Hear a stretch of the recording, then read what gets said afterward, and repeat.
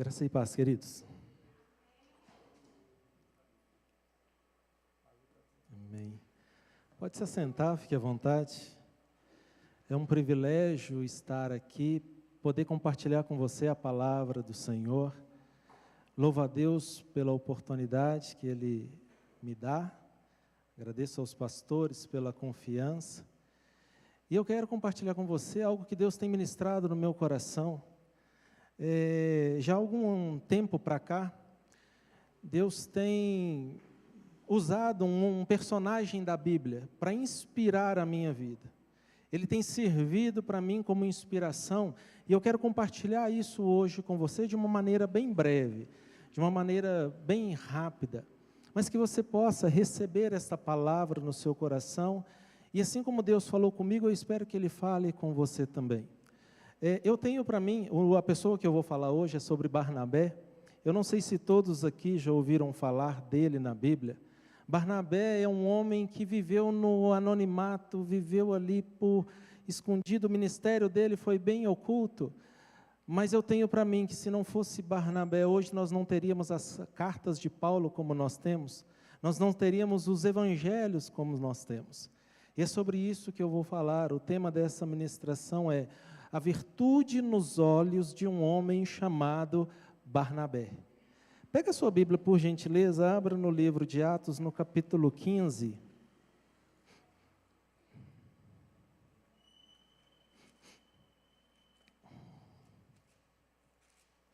Atos, capítulo 15, versículo 36. Nós vamos ler até o 40.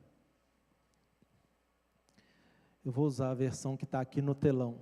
Algum tempo depois, Paulo disse a Barnabé: voltemos a visitar os irmãos em todas as cidades onde pregamos a palavra do Senhor, para ver como estão indo. Barnabé queria levar João, também chamado Marcos, mas Paulo não achava prudente levá-lo, pois ele abandonou-os na Panfilha, não permanecera com eles no trabalho. Tiveram um desentendimento tão sério que se separaram. Barnabé, levando consigo Marcos, navegou para Chipre. Mas Paulo escolheu Silas e partiu, encomendado pelos irmãos à graça do Senhor.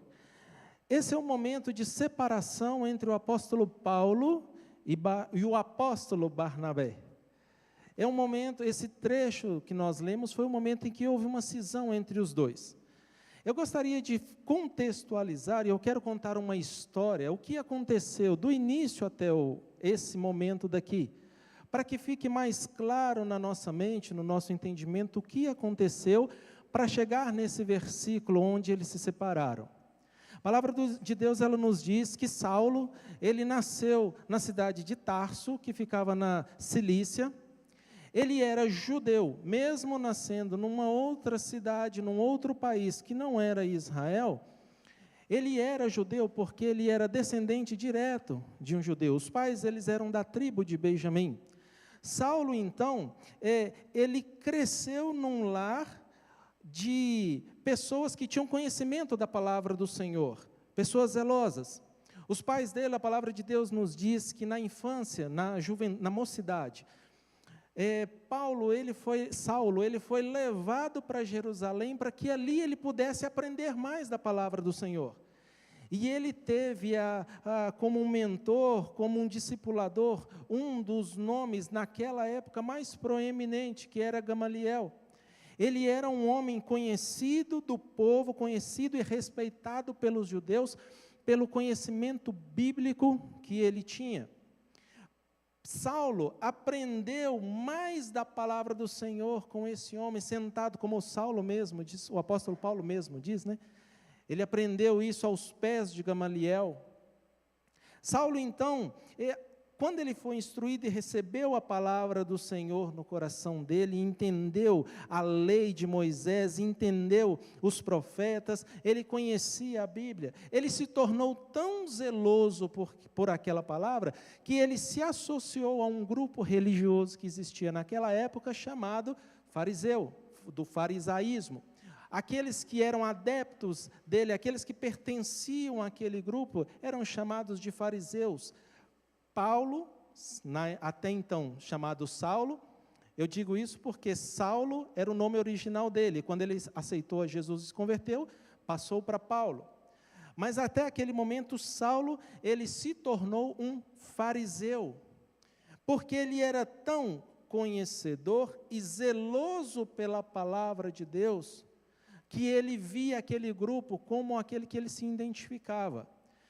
E os fariseus, eles eram conhecidos e respeitados porque eles tinham conhecimento da palavra do Senhor e eles tinham zelo por ela.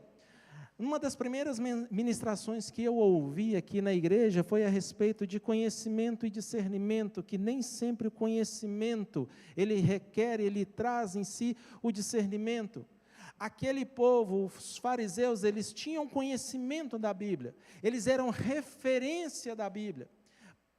Acredito que todos nós aqui tenhamos alguém de referência, quando fala assim, eu quero saber alguma coisa da Bíblia, quem que eu vou procurar para poder me explicar? Cada um de nós aqui tem uma pessoa que é referência, que a gente sente confiança, que a gente imagina que aquela pessoa tem um conhecimento da palavra do Senhor e possa nos esclarecer, e ele nós vamos buscar. Os fariseus eram essas pessoas que os judeus, eles procuravam para poder entender se eles tinham alguma dúvida a respeito da palavra do Senhor, porque eles tinham conhecimento, mas eles não tinham discernimento, porque eles não conseguiram discernir que Jesus era o Messias que estava prometido para vir. Quando Jesus veio, eles não o aceitaram, pelo contrário, e eles incitaram ao povo a matar Jesus. Então, não significa conhecimento, não significa necessariamente discernimento. Nessa ministração, eu lembro no dia que eu ouvi aqui, eu dei glória ao Senhor por conta disso, dessa palavra. Graças a Deus que a gente tem pessoas próximas de nós que também têm esse entendimento. Pois bem, Saulo então, ele era um fariseu e como zeloso que era, ele via o cristianismo como uma ameaça para o judaísmo. Ele entendia que Jesus era um falso profeta e que todos aqueles que seguiam o Jesus deveriam perecer, deveriam morrer, deveriam ser presos. A palavra do Senhor diz que Saulo, ele devastava os cristãos, devastava a igreja. Ele era aquele que entrava na sinagoga, é aquele que entrava na casa dos cristãos, arrastavam eles, levavam eles presos, e até mesmo, depois do julgamento, alguns deles foram mortos. Saulo era esse homem que perseguia os cristãos. A palavra do Senhor diz que, em certa vez, Saulo ele estava em Jerusalém, e ele teve notícia que lá em Damasco a igreja cristã estava crescendo. Ele então vai até o Sinédrio, que era um conselho jurídico judaico daquela época, e pede ele algumas cartas para que ele pudesse ir até Damasco, que ficava mais ou menos uns 200 quilômetros de distância de Jerusalém, que ele pudesse ir até Damasco e lá ele pudesse trazer consigo alguns cristãos presos, para que pudessem ser julgados e eliminados.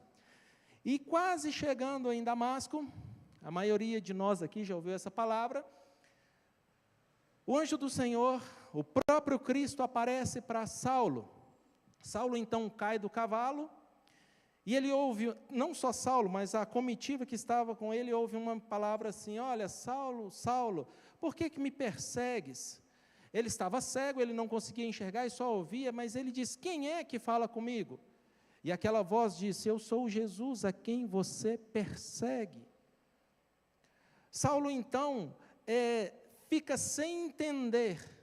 A Bíblia diz que ele ficou confuso, sem entender o que estava acontecendo.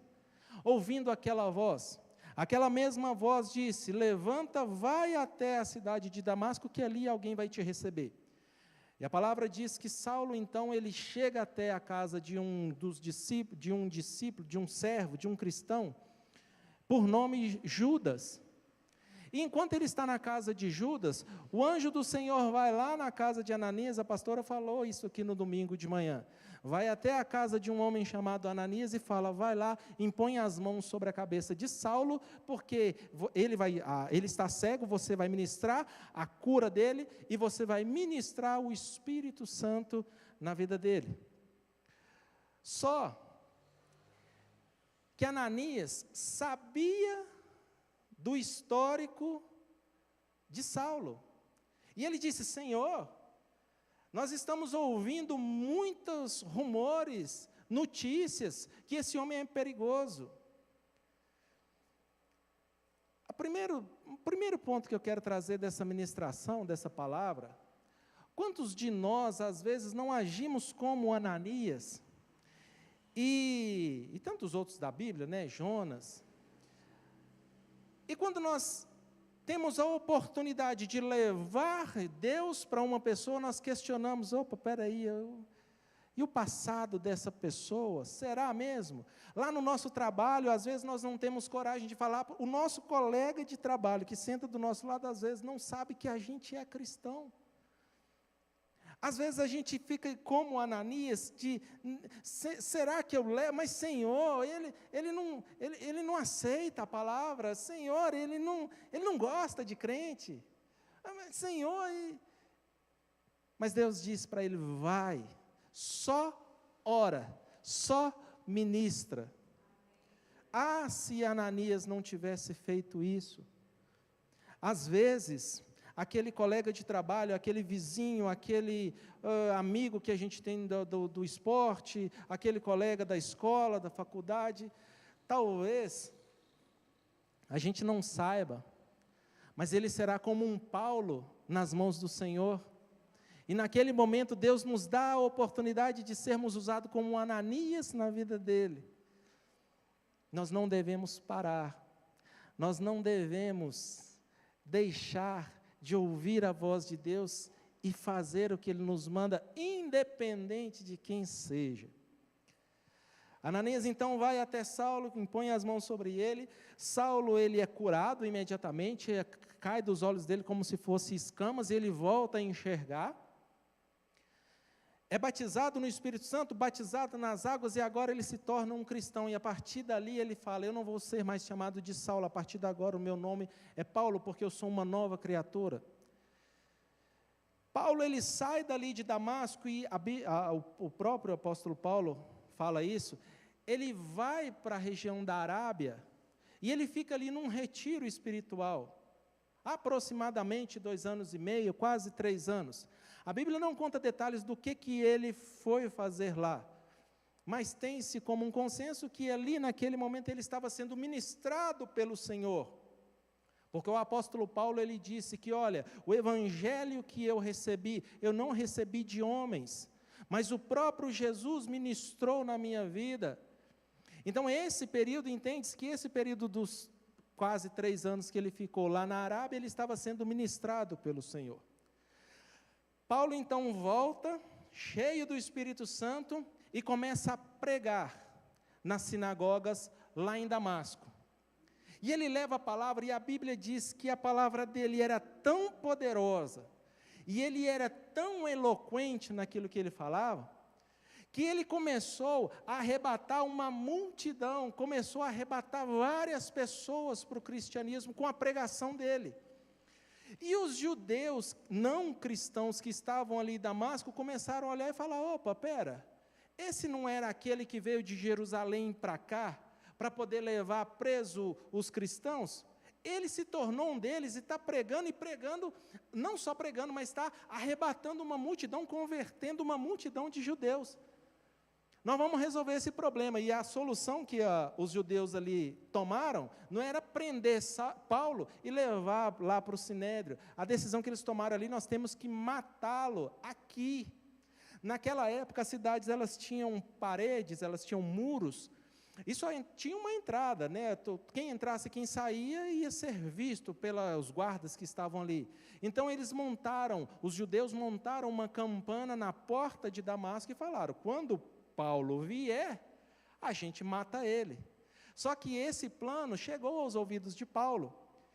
E a Bíblia diz que de madrugada, colocaram Paulo dentro de um cesto, carregaram Paulo numa brecha, numa fenda que tinha no muro, passaram Paulo por aquele muro e ele fugiu de Damasco. E Paulo sai de Damasco e vai até Jerusalém. E quando ele chega em Jerusalém, e ele diz: igreja, cheguei. A Bíblia diz que todos os cristãos que estavam ali temeram, tinham medo de Paulo, porque sabiam do histórico dele. Na época em que ele se chamava Saulo, ele participou do apedrejamento de Estevão. E o apedrejamento de Estevão foi um fato muito grande, muito impactante entre os judeus, que fez uma dispersão entre os judeus. Eles sabiam o quão nocivo era Paulo. Eles ainda não conheciam ele convertido, mas eles não deram crédito para ele. E a igreja, assim como eu disse de Ananias, a igreja de Jerusalém também rejeitou Paulo por conta do passado. Desacreditaram de Paulo por conta do histórico dele. Ah, se não fosse Barnabé. Aqui entra Barnabé na história. Barnabé, ele era conhecido e respeitado pelos judeus, pelos cristãos. Barnabé, quando vê que os cristãos estavam temendo e rejeitando Paulo, Barnabé se posiciona. Uma das primeiras palavras também que eu ouvi aqui na igreja foi a respeito de posicionamento. A necessidade que você e eu temos de nos posicionarmos como cristão, nos posicionarmos como consolidadores, nos posicionarmos como facilitadores. Barnabé estava atento aos detalhes. Barnabé tinha uma virtude nos olhos, ele conseguia enxergar Deus onde ninguém mais conseguia enxergar. Enquanto aqueles cristãos olhavam para Paulo e viam nele uma ameaça, Barnabé olhava para ele e via Deus agindo na vida dele. E essa é uma virtude, esta é a virtude de Barnabé. E é a virtude que a igreja do Senhor precisa ter, nós precisamos estar atentos a esses detalhes. É um irmão que entra e a gente observa, facilitar a entrada dele, consolidá-lo, fazer com que ele tenha uma acolhida. Nós precisamos cultivar e nós precisamos ter essa virtude, essa essência de Barnabé também. Barnabé então se coloca de frente de todos os cristãos e disse: esse aqui é um homem de Deus. E a Bíblia diz que depois do testemunho e do aval de Barnabé, Paulo passou a andar com os cristãos daquela época. Se nós quisermos que pessoas andem com a gente, nós precisamos defendê-las, nós precisamos olhar para elas e ver Cristo na vida dela, e não ver o mundo, não ver o pecado, não ver a situação difícil que ela está vivendo e que está trazendo, a carga pesada que ela está trazendo para a igreja. Barnabé foi o consolidador, o facilitador de Paulo. E aí, a partir de Paulo ter liberdade de andar com os cristãos, lógico, ele começou a pregar na sinagoga. E ele tinha unção de Deus, ele tinha poder de Deus. A pregação dele era poderosa, ele era eloquente. Então, na medida em que ele ia pregando, o milagre do Senhor ia acontecendo e Deus ia agregando mais vidas na igreja. E isso, novamente, assim como aconteceu em Damasco, chamou a atenção daqueles judeus que não eram cristãos. E o que eles fizeram? Vamos matar Paulo. Novamente, Paulo, ele corre risco de vida. O que eles fazem então? Fogem, novamente, Paulo foge de Jerusalém e vai para Tarso. Primeiro Cesareia, mas depois ele vai para Tarso e ali ele se instala. Passado-se um tempo, alguns anos, Barnabé estava lá em Antioquia, uma cidade, vendo um mover do Senhor, depois da dispersão que teve de Estevão, acabou que uma turma se aglomerou lá em Antioquia.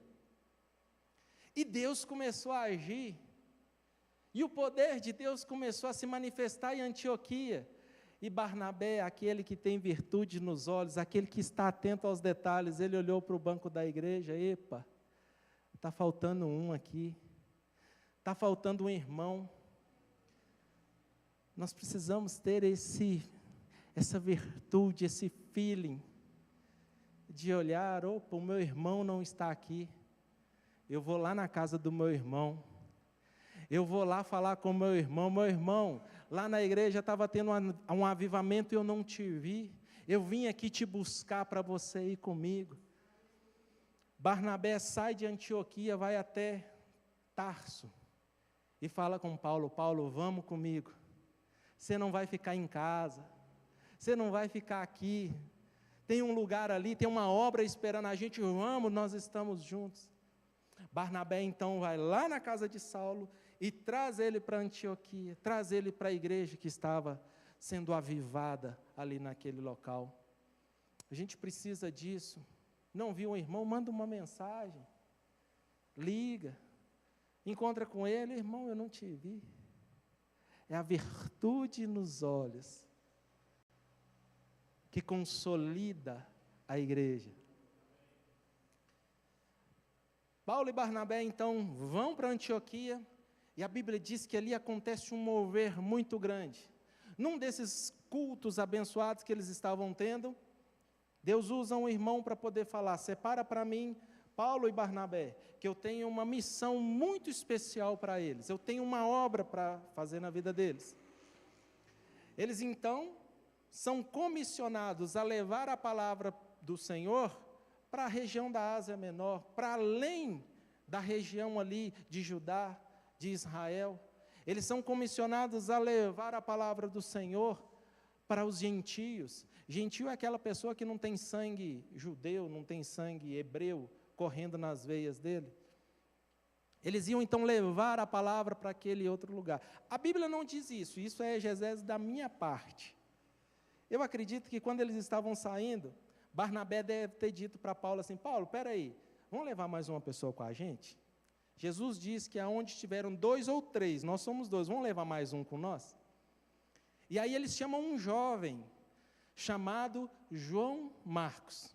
João Marcos era filho da irmã Maria, aquela mesma que quando Pedro estava preso na cadeia, ela reuniu uma turma na casa dela e começaram a interceder. Enquanto ela intercedia, Deus liberava Pedro da cadeia. Barnabé fala para Paulo: Paulo, vamos levar um com a gente? Vamos, pode levar. E aí vão os 3. E a Bíblia diz que eles descem pela parte litorânea, vão ao sentido de Chipre, ali pregam, a ilha de Chipre, né, pregam ali, são usados pelo Senhor, partem dali e aí entra na parte continental, que era onde começaria a que ficou conhecida como a primeira viagem missionária de Paulo. Ele fez 3, essa era a primeira. Quando eles entram na Panfilha, na antiga Panfilha, né, quando eles desembarcam ali na praia, a Bíblia diz que João Marcos abandona eles. Veja, se você está debaixo de uma liderança que sabe aonde quer chegar, que tem claro um objetivo, tem claro um propósito, tem metas claras e alcançáveis, tangíveis, debaixo desse propósito, se uma pessoa sai, vai fazer uma falta tremenda. Cada um de nós aqui importa. Cada um de nós aqui é importante no ministério, é importante no reino de Deus.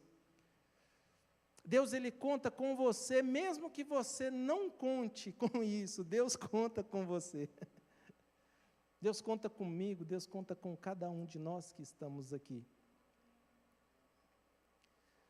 João Marcos decide largar, e a Bíblia diz, abandonou-os. foi mais difícil.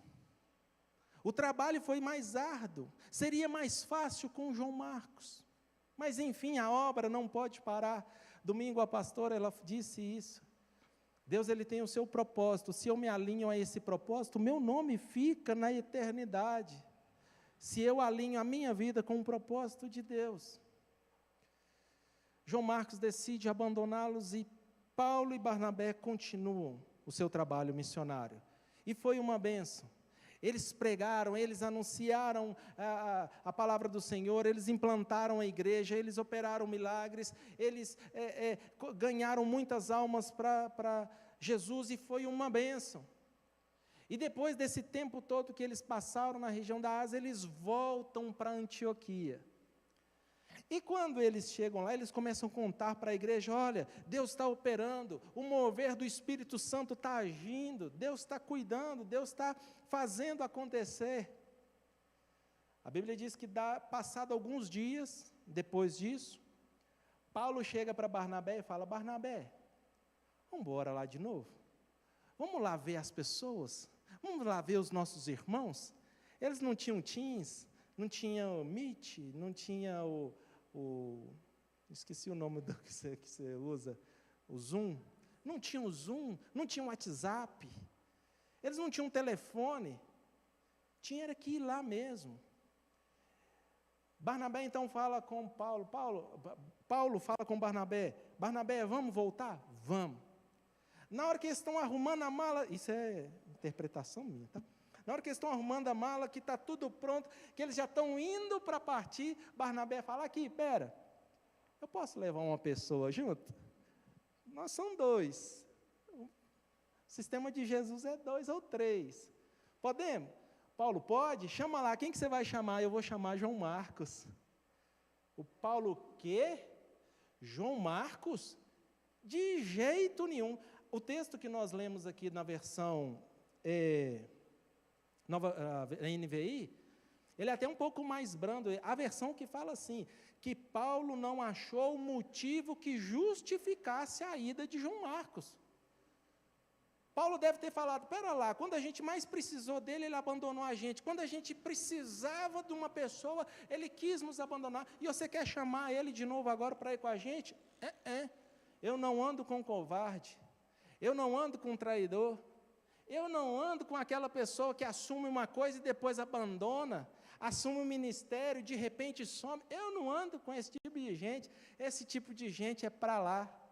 Não quero estar com esse tipo de pessoa. Mas Barnabé tinha virtude nos olhos. E ele deve ter dito, ô Paulo,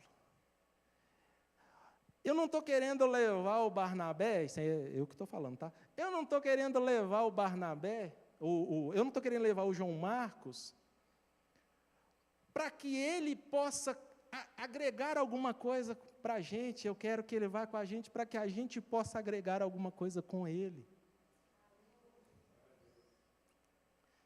Eu quero estar junto com ele, eu quero que ele esteja junto comigo, para eu discipular, para eu consolidar, para eu cuidar dele.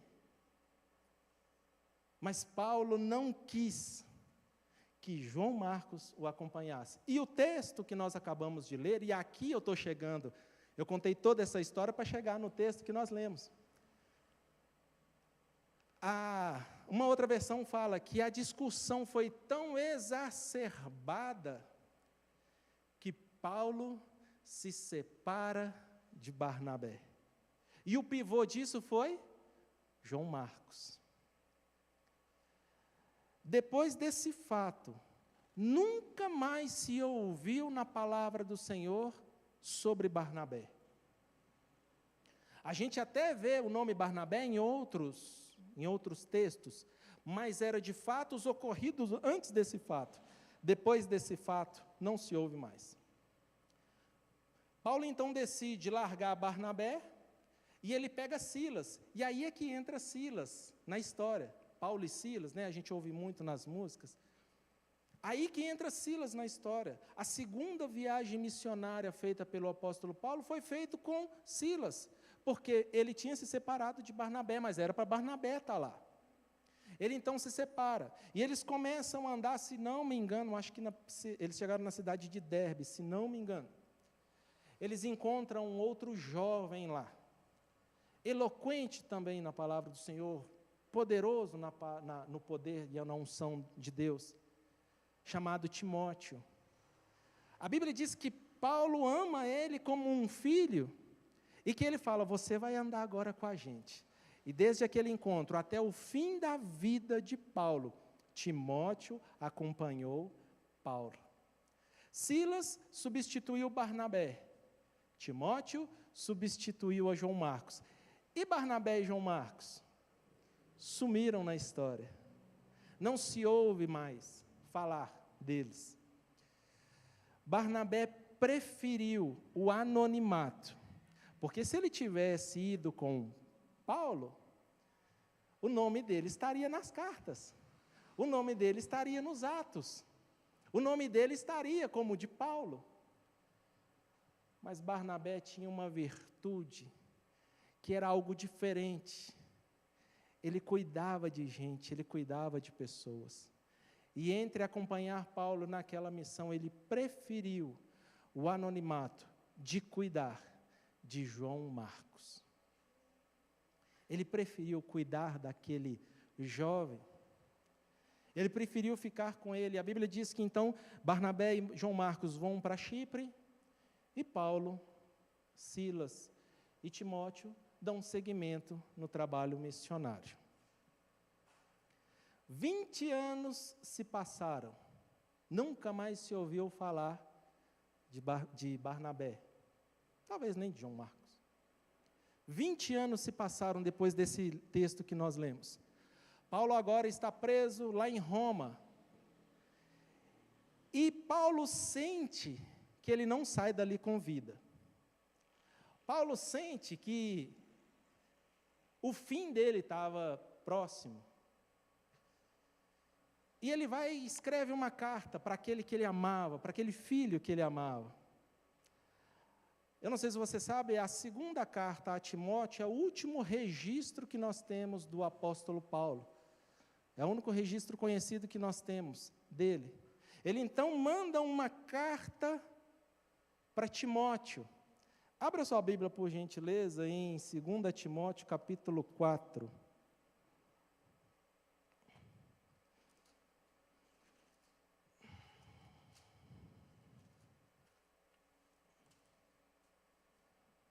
Segundo Timóteo, capítulo 4, versículo 9. Está aqui no telão, mas eu quero ler a minha versão.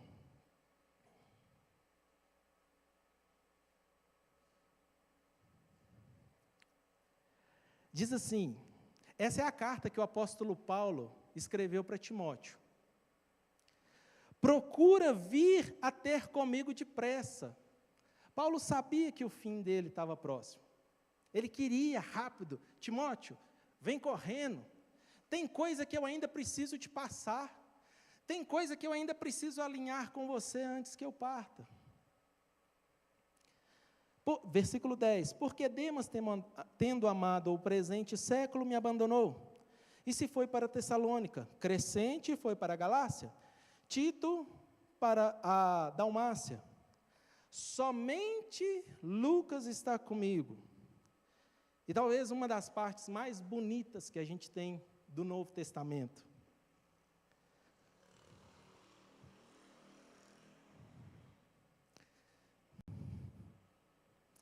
Traga contigo, João Marcos, porque ele me é muito útil no ministério. Aquele que um dia foi abandonado, aquele que um dia foi rejeitado por Paulo, no fim da vida dele, ele diz, esse homem me é muito útil no ministério. O trabalho de Barnabé valeu a pena. O trabalho de Barnabé deu resultado. O Barnabé estava certo, o cuidado que ele teve com João Marcos, no fim da vida de Paulo, Paulo deixou escrito para todas as nações e para todas as gerações, ele me tem sido muito útil no ministério. Essa palavra eu quero dizer aqui para os Barnabés que estão aqui: não pare o seu trabalho, não pare de trabalhar para o Senhor. Daqui a 20 anos alguém vai falar do João Marcos que você cuidou e vai falar: ele tem sido muito útil no ministério. Não largue João Marcos, não largue aquilo que Deus te deu, não deixe pessoas, não abandone, não largue. Barnabé estava certo quando ele decidiu não seguir Paulo, mas seguir a João Marcos para cuidar dele, para consolidar ele. Pode ser talvez que tenha aqui hoje também, pode ser que tenha algum João Marcos, que num passado aí recente foi abandonado, foi rejeitado por Paulo, e disse: você pisou na bola comigo, você não serve mais para o ministério, você não serve mais para me acompanhar. Mas Deus fala hoje, tem Barnabé na presença de Deus, e Ele vai colocar um Barnabé na sua vida, e não vai deixar você sozinho, e ainda vão dar testemunhos de você. Você é muito útil no ministério, você é muito útil para o Senhor. Eu não sei se você sabe, o primeiro livro, o primeiro evangelho escrito foi por João Marcos, e leva o nome dele, o livro de Marcos. Na ordem da nossa Bíblia, Mateus vem primeiro: Mateus, Marcos, Lucas e João. Mas na ordem cronológica, o primeiro livro escrito foi o de Marcos. E há quem diga que teve gente que copiou algumas coisas do livro de Marcos para poder montar o dele, o de Mateus.